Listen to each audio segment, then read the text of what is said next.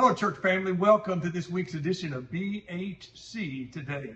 The last few weeks in my Sunday messages, I've showed recordings of some country songs, Lisa Fugall and Johnny Cash. And people ask me, Pastor, are you a country music fan? Well, not really. I don't have a musical bone in my body, but sometimes I do enjoy listening to country music because they seem to tell a story. Years ago, when I lived in Mississippi, I was traveling home and one night and scanning the radio dial, and it was a country music station, and he was taking requests. And I've always been fascinated with some of the names of the songs. Maybe you've heard of some of these. You picked a fine time to leave me, Lucille.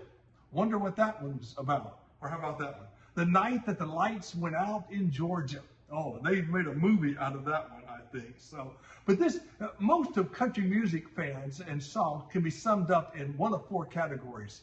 You got cheating songs, She Ran Off. Loving and forgiving songs, She Came Back. Crying songs, She Ran Off Again. And then laughing songs, I'm Better Off Without Her. Reminds me of that one country song. The lyrics said, my wife ran off with my best friend, and I sure do miss him. Well, country songs seem to always tell a story, but on this particular night, the disc jockey was taking requests, and when the person would call in, he would ask a question. He'd say, crying, loving, laughing, or leaving. And they had to answer that question before they could make their request.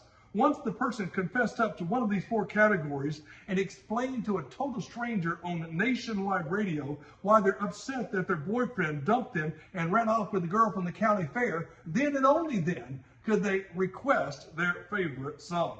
Well, I remember wondering why, oh why, would people go through so much just to hear their favorite song? But yet it seemed like whatever their circumstance in life, hearing their song helped them feel better. As I was driving, I was trying to make a spiritual application to this, and what I came to realize is that God has a song just for you. If you come to our third Tuesday Bible studies, we've been going through the Old Testament, and 2 weeks ago, last week, we looked at the book of Zephaniah. We've only got 2 weeks left in our summer study series, but Zephaniah was a great prophet, and I want to read what he says in Zephaniah 3:17. The Lord your God is in your midst, a mighty one who will save. He will rejoice over you with gladness. He will quiet you by his love. He will exalt over you with loud singing. You know, God's written a song for you. It's a love song.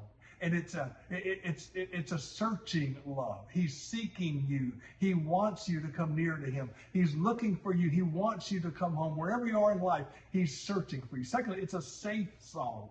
You don't have to be worried. You don't have to be afraid when he sings to you. You can know that you're secure and you're safe in his arms. And finally, it's a sufficient love. His love for you is sufficient. It will outdo any type of love the world has to offer. When you know that God loves you, everything else is going to be okay. So the next time you hear a country song, you might think of Johnny Cash, or you might think of this radio disc jockey, but I want you to think of God. God has written a song just for you. He loves you. He wants you to come home. His arms are open wide. May God bless you today and be encouraged.